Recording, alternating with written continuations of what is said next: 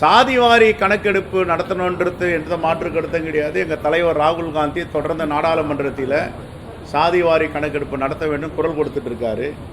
அப்போ தான் முழுமையான சமூக நீதி எல்லா சாதி மக்களுக்கும் சென்றடையும். அது மாற்று கருத்து கிடையாது. இன்னும் ஒரு படி போனால் தெலுங்கானா, கர்நாடகா காங்கிரஸ் ஆளும் மாநிலங்களில் சாதிவாரி கணக்கெடுப்பை எடுத்து முடித்திருக்கிறார்கள். காஸ்ட் சென்சஸ் எடுக்க முடியாது, காஸ்ட் சர்வே எடுத்திருக்கிறார்கள். அதை தமிழ்நாடு அரசும் செய்ய வேண்டும். அது மாற்று கருத்து கிடையாது. நாங்கள் சட்டப்பேரவையிலும் பேசியிருக்கோம்.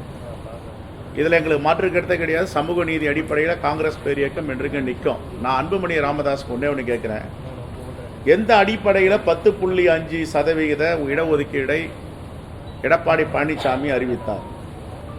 உச்சநீதிமன்றத்தில் எதை வைத்து அதை தள்ளுபடி செய்தார்கள்? என்ன காரணம் என்பதையும் அவர் சொல்லணும். அவசரமாக தேர்தல் அரசியலுக்காக 10.5% வன்னியர்கள் அவர் அறிவித்தார். இவங்க அன்னைக்கு கேட்கணும்ல, இந்த எந்த சாதிவாரி கணக்கெடுப்பு புள்ளி விவரத்தின் அடிப்படையில் இதை கொடுக்குறீங்க, ஆனால் சில வன்னியர் அமைப்புகள் 10.5% எங்களுக்கு ரொம்ப குறைவு, இதை விட நாங்கள் அதிகமாக வாங்கிட்டு இருக்கோம், தேர்வாணையத்தில் தமிழ்நாடு பப்ளிக் சர்வீஸ் கமிஷன் வாதங்களும் இருக்குது. இன்னைக்கு பேசுகிற இதே வாய் ஒரு 4 ஆண்டுகளுக்கு முன்னாடி இதை இபிஎஸ்ஸை பார்த்து கேட்டிருக்கணும். நீங்கள் சாதிவாரி கணக்கெடுப்பு நடத்துங்கன்னு. அரசியலுக்காக பேசுவது என்பது வேறு, உண்மையிலே சமூக நீதிக்காக பேசுவது என்பது வேறு. இவங்க பேசுறதெல்லாம் சமூக நீதிக்காக கிடையாது, அரசியலுக்காக. ஆனால் தலைவர் ராகுல் காந்தி அவர்கள் தொடர்ந்து சமூக நீதிக்காக எல்லா மாநிலங்களிலும் சாதிவாரி கணக்கெடுப்பு நடத்தணும், அப்போ தான் முழுமையான சமூக நீதி ஒவ்வொருத்தரையும் சென்றடையன்ட்டு வலியுறுத்தி வருகிறார். அந்த அடிப்படையில் தான் காஸ்ட் சென்சஸ் எடுப்பதற்கு ஒன்றிய அரசு மறுத்தாலும் அந்தந்த மாநிலங்களை காஸ்ட் சர்வே எடுங்கள் என்று வலியுறுத்தி இப்போ செய்து கொண்டிருக்கிறார்கள். ஆல்மோஸ்ட் கடந்த வாரம் நான் கேள்விப்பட்டது தெலுங்கானாவை முடிச்சிருக்காங்க.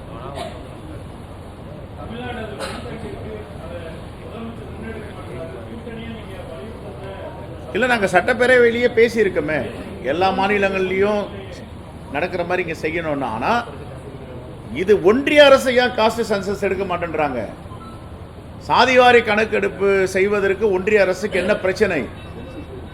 சென்சஸ் எடுக்காமல் இருக்காங்களே. கடைசி அடுத்தது 2011 தானே, அதுக்கப்புறம் எடுக்கலையே. எத்தனை கோடி மக்கள் இந்த சமூக நீதி அடிப்படையில் உரிமைகளை பெற முடியாமல் இருக்காங்க?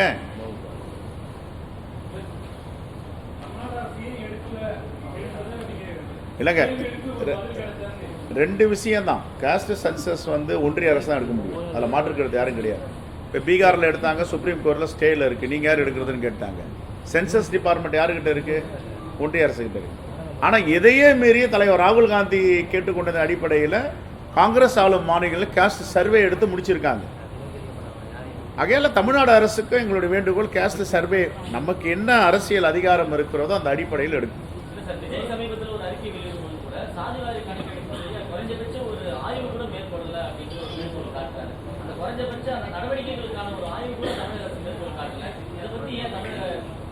இல்லைங்க, 2 விஷயம் நம்ம தெளிவாக. காஸ்ட் சென்சஸ் ஒரு மாநில அரசு எடுக்க முடியுமா? இந்த ஒரு கேள்வி இருக்கு. கான்ஸ்டியூஷன் படி யார் எடுக்க முடியும்? அரசியலமைப்பு சட்ட பிரகாரம் ஒன்றிய அரசு தான் எடுக்கணும். ஏன் ஒன்றிய அரசு எடுக்க மறுக்குது? இதை தான் ஒன்றிய அரசு சமூக நீதியை கொடுப்பதற்கு மறுக்கிறது. காங்கிரஸ் ஆளும் மாநிலங்களில் காஸ்ட் சர்வே எடுக்குன்னு எடுத்து முடிச்சிருக்காங்க.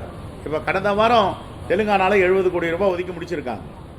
அது மாதிரி செய்யலாம். நான் என்ன கேட்குற கேள்வியெல்லாம், பாஜக கூட்டணியில் இருக்க டாக்டர் அன்புமணி ராமதாஸ் ஏன் இதை வலியுறுத்த மாட்டேன்றாரு? சமூக நீதியை பற்றி பேசுவதற்கு பாஜக என்ன தகுதி இருக்குன்னு அவர் கேட்கணும்ல. ஒன்றிய அரசை கேட்காம மாநில அரசு கேட்கறதுல என்ன நியாயம் இருக்கு? இதை மக்களை ஏமாத்துறது, அப்பட்டமா ஏமாத்துறது. பாட்டாளி மக்கள் கட்சியில் இருக்க வன்னியர்களுக்கு தெரியாதா? காஸ்ட் சென்சஸ் எடுக்கிறது யாரால முடியும்? அரசியலமைப்பு சட்டத்தில், இந்தியன் கான்ஸ்டியூஷனில் காஸ்ட் சென்சஸ் எடுக்கிறவுடைய அதிகாரமும் யாருக்கிட்ட இருக்குன்றது தெரியும். இது அன்புமணி ராமதாஸ் தெரியாதா? சாதிவாரி கணக்கெடுப்பு யார் நடத்தணும்? எதுங்க? இல்லை, அதான் சொல்கிறேன், சென்சஸ் வேறு, சர்வே வேறு. இவர் என்ன சொல்கிறார்? சாதிவாரி நீங்கள் கணக்கெடுப்பு எடுங்க, ஏன் நீங்கள் எடுக்கக்கூடாது? அதுக்கான வேலை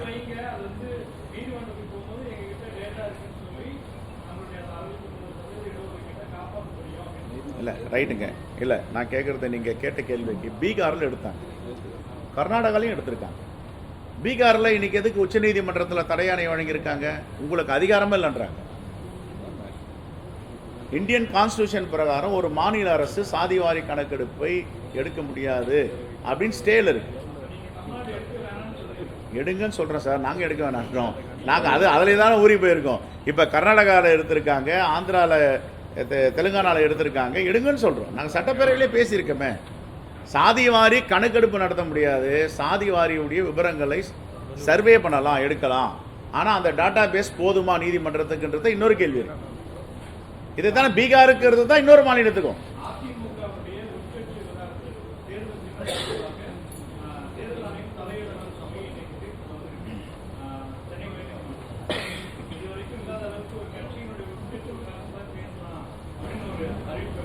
இது பின்னாடி யார் இருக்காங்கன்னு உங்களுக்கு தெரியாதா? இது பின்னாடி பாஜகவுடைய சித்து விளையாட்டு இருக்கிறது. மிரட்டல். பாஜக என்ன பண்ண, மிரட்டி பார்ப்பாங்க, வழக்கு போடுவாங்க, நெருக்கடி கொடுப்பாங்க. சரண்டர் ஆகிடுச்சுன்னா எல்லாத்தையும் திரும்ப பெற்றுக்குவாங்க.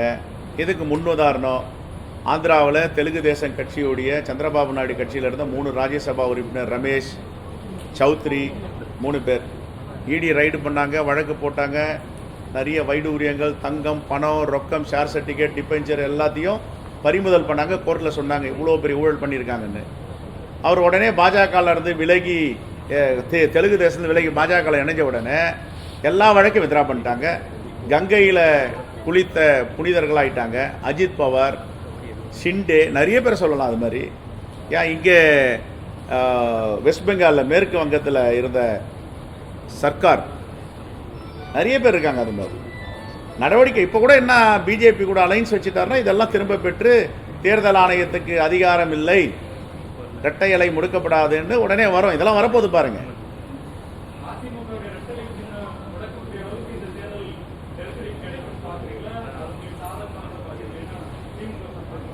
எங்க இரட்டை இலை இருந்தாலும் இரட்டை இல்லைனாலும் இந்தியா கூட்டணி பெருவாரியான வாக்கு வித்தியாசத்தில் 200 தொகுதிக்கு மேலே வெற்றி பெறாத மாற்றுக்கிறது கிடையாது.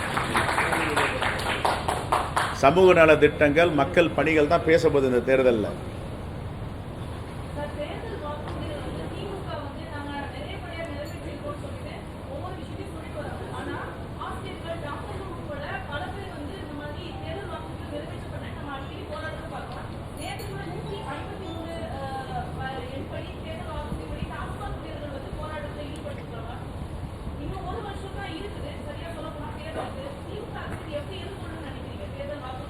எனக்கு தெரிஞ்சு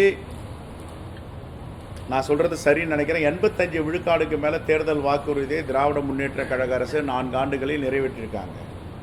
இன்னும் இருக்கின்ற மீதமுள்ள வாக்குறுதிகள் நிறைவேற்றுவதற்கு வாய்ப்பு இருக்கிறது. 1, போராட்டங்கள் எந்த மாநிலத்தில் இல்லை, எல்லா மாநிலத்திலும் போராட்டங்கள் நடந்துட்டு தான் இருக்குது.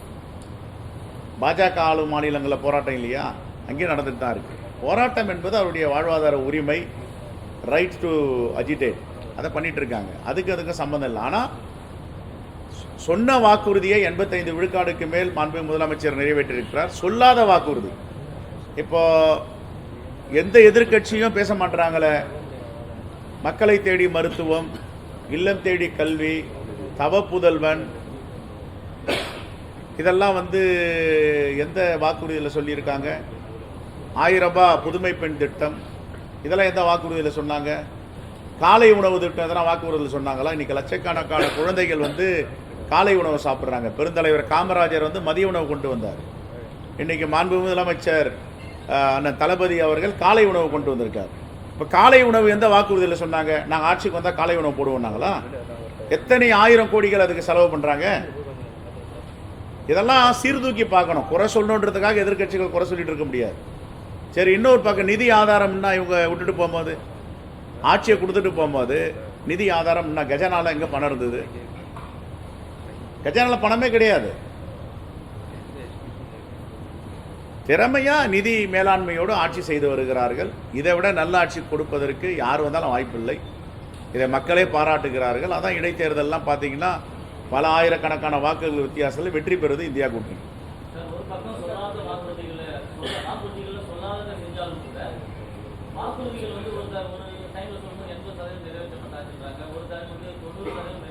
ஆமாம் 80க்கு அடுத்து 90 தானே. முரண்பாடுலாம் இல்லைங்க. 80க்கு அப்புறம் 70 வரக்கூடாது, 90 வரலாம். கொடுக்கப்பட்ட வாக்குறுதிகள் நிறைவேற்றப்பட்டிருந்தா ஆசிரியர்கள் தொடர்ச்சியா போராட்டம் பண்ண மாட்டாங்க. நேற்று தினம் அரசு ஊழியர்கள் போராட்டம் பண்ணிட்டு இருக்காங்க. தொடர்ச்சியா மருத்துவமனைகள்ல வந்து மருத்துவர்கள் மருத்துவ பணியாளர்கள் இடம் அங்க நிரப்பப்படலாம், தொடர்ச்சியா அங்க போராட்டம் நடக்குது. ஒரு 100 பேஷண்ட்டுக்கு ஒரு மருத்துவர் இருக்கணும். அப்படி பார்த்தோம்னா 80,000 அரசு மருத்துவர்கள் இருக்கணும். ஆனா 25,000 அரசு மருத்துவமனைகள் இப்போ வரைக்கும் இருக்கிறாங்க. சமீபத்தில் கூட ஒரு குழந்தை இறந்த போது 10 நிமிஷத்துக்கு முன்னாடி இருந்தா காப்பாற்றிருக்காங்க. அந்த 24 மருத்துவமனையில கேட்டு பூட்டி இருக்குன்றாங்க. காரணம் மருத்துவர்கள் அங்க இல்ல. டே டியூட்டி நைட் டியூட்டி பார்க்க மருத்துவர்கள் கிடையாது. ஒரு மண்டலத்துல 7 மருத்துவமனை தான் டே டியூட்டி பார்க்க 4 பேர், நைட் டியூட்டி பார்க்க 3 பேர். அந்த லீவ் எடுக்கும்போது அந்த இடத்துல மருத்துவர்கள் நர்ஸ் வந்து டியூட்டி பார்க்கக்கூடிய சூழல் நடக்குது. இந்த மாதிரி சொல்லப்பட்ட வாக்குறுதிகள் நிறைவேற்றப்படவில்லை. தொடர்ச்சியாக அரசு ஊழியர்கள் வந்து எங்களுக்கு இந்த இடத்துல வந்து பணி நிரந்தரம் பண்ணணும்னு போராட்டம் பண்றாங்க. இந்த டாக்டர்ஸ் எந்த ஹாஸ்பிட்டல்லையும் போதுமான நல்ல இப்படி ஒரு ஸ்ட்ரக்சரே எங்களுக்கு இடத்துல ஒரு முடக்கமா இருக்கும்போது சொல்லாத செஞ்சு மட்டும் என்ன பலன் ஏற்படுத்துறதுதான் அந்த கேள்வி. இப்போ மருத்துவத்துறை சொன்னீங்க. கடந்த வாரம் ஒரு ஆஃப் டே என் கூட வந்து மக்கள் நல்வாழ்வுத்துறை அமைச்சர் மாண்புமிகு மா சுப்பிரமணியன் இருந்தார். ஒரு மருத்துவமனை ஓப்பன் பண்ணோம். என் தொகுதியில் ஒரு மருத்துவமனை தரம் உயர்த்துக்காக இன்ஸ்பெக்ஷன் போயிருந்தோம். அப்போ அவர் பத்திரிகையாளர் சந்திக்குமா சொன்னார், இன்னும் ஒரு மாதத்தில் எக்ஸாம் வச்சு டாக்டர்லாம் எடுத்துட்டாங்க. இப்போ போஸ்டிங் போடுற வேலை நடந்துட்டு இருக்கு. ரேங்க் லிஸ்ட் வந்துட்டு இன்னும் 1 மாதத்தில் எல்லா மருத்துவமனைகளிலும் எங்கெங்கெல்லாம் காலி பணியிடங்கள் இருக்குது நிரப்பப்படும் அப்படின்னு சொல்லியிருக்காங்க. நம்பர் 1. நம்பர் 2, சில இடங்களில் நீங்கள் கேட்ட மாதிரி குழந்தைகள் இறப்பு போயிட்டாங்க அப்படின்னும் போது இதையெல்லாம் தவிர்க்கணும். அதில் வந்து உங்கள் கருத்தில் வந்து நாங்கள் மாறுபடலை. சரியான முறையில் கவனிக்கணும். மருத்துவர்கள் தாயுள்ளத்தோடு மருத்துவம் அளிக்கணும். இந்த குழந்தைகள் இறப்பெல்லாம் தவிர்க்கணும். இதுதான் உங்களுடைய பார்வை தான் எங்களுடைய பார்வை. அதை தொடர்ந்து நாங்கள் பேசிட்டு தான் வரோம். நேற்று கூட ஜிஹெச்சில் ஒரு எங்கள் கட்சிக்காரை பார்க்கும்போது அங்கே சில ஆலோசனைலாம் சொல்லிட்டு வரோம். ஆனால் இன்றைக்கி இந்தியாவிலேயே மருத்துவத்தில் நம்பர் 1 மாநிலம் தமிழ்நாடு என்பதை யாரும் மறுக்க முடியாது. இந்தியாவில் மட்டும் இல்லை, ஏசியாவிலேயே ஒரு மெடிக்கல் ஹப்பாக இருக்குது. இன்றைக்கி துபாயில் இருக்கிறவங்க, மிடில் ஈஸ்டில் இருக்கிறவங்க, ஈவன் சிங்கப்பூரில் இருக்கிறவங்களாம் இங்கே போய் மருத்துவம் பார்த்தா விலை கம்மியாக இருக்குது, காசு குறையுது, நல்ல மருத்துவம்னு இங்கே வராங்க. அப்படின்னா ஒரு தமிழ்நாட்டில் ஒரு மிகப்பெரிய மெடிக்கல் ஹப் உருவாயிருக்குன்னா அது பாராட்டுக்குரியது. மெடிக்கல் டூரிசம்ல இந்தியாவிலேயே தமிழ்நாடு தான் ஃபர்ஸ்ட். பல நாடுகள், வளர்ச்சியடைஞ்ச நாடுகள்ல இருந்து இங்கே தான் வராங்க. 2003 சர்வே படி 2004 25 சொன்னாலும் கூட தமிழ்நாட்டில் தான் மெடிக்கல் டூரிசம் அதிக பேர் வராங்க. மருத்துவத்தில் இந்தியா முதலிடம் இருக்குது. ஃபெசிலிட்டிஸ் அதிகமாக இருக்கு. மருத்துவம் பார்க்க ஆள் இல்லை. அதுதான் இப்போ 10,000 டாக்டருக்கு மேலே வந்து இப்போ பணி அமர்த்த போகிறாங்கன்றத தகவல் வந்திருக்கு. அவர் மாண்புமிகு அமைச்சரே சொன்னார், அடுத்த மாதத்தில் எல்லாம் ஏங்க ஒரே ஒரு விஷயந்தாங்க, பணத்தெல்லாம் எடுத்துகிட்டு போயிட்டாங்க, கஜனால பணம் இல்லைங்க, இதானே எதார்த்தம். ஆனால் நிதி மேலாண்மையோடு செய்கிறாங்க.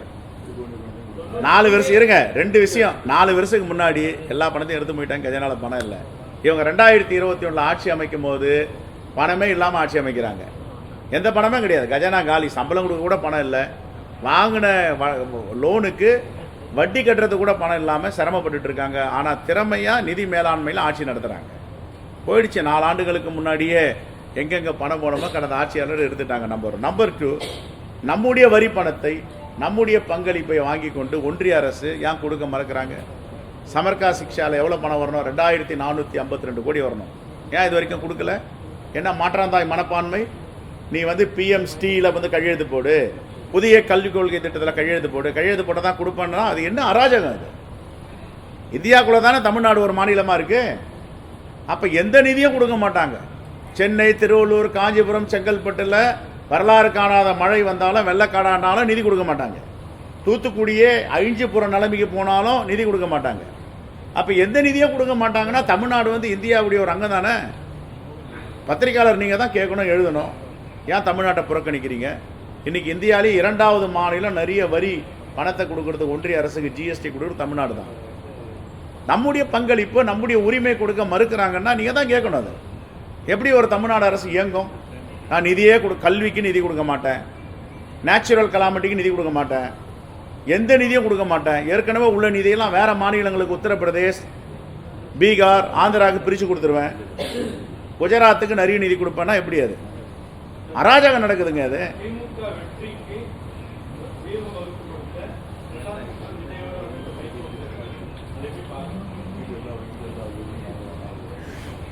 ஏங்க அது வந்து ஒரு பிஸ்னஸ். அது அவர் வந்து ஒரு கமர்ஷியல் மேன். நாளைக்கு நீங்களே ஒரு கட்சி ஆரம்பித்து பிரசாந்த் குத்தர் இது 100 கோடி ரூபாய் கொடுக்குறேன், இல்லை என்னால் கொடுக்கும்போது ஒரு ஸ்பான்சர் இருக்கார், அவர் கொடுக்குறாரு வாங்க அப்படின்னா அவர் வருவார். ஆனால் மக்கள் வந்து பிரசாந்த் கிஷோருடைய வகுத்து கொடுக்குற திட்டத்தினால வாக்களிக்கிறது இல்லை, நலத்திட்டங்கள் நற்பெயர் ஏற்புடையது இதுக்கு தான் வாக்களிப்பாங்க.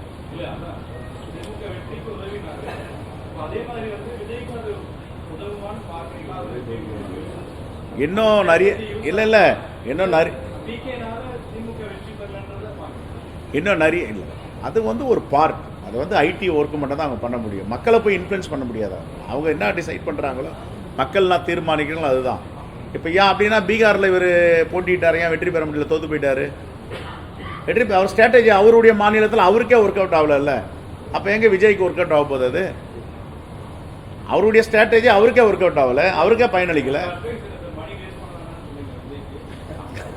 அது அவருடைய விருப்பம், நாம சொல்ல முடியாது.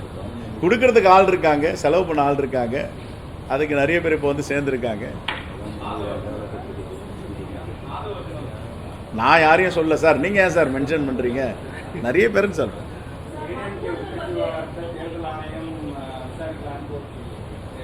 நான் சொல்லிட்டேன் ஏற்கனவே, பாஜகவின் சித்து விளையாட்டு இன்னும் என்னென்ன நடக்க போது பாருங்க.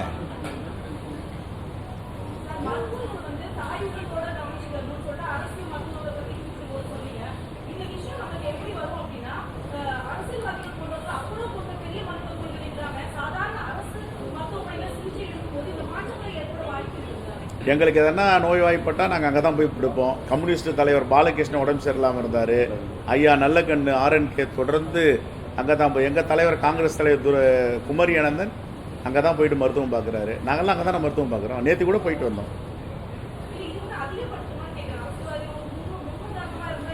முன்னுதாரணமாக வரவேற்கத்தக்கது.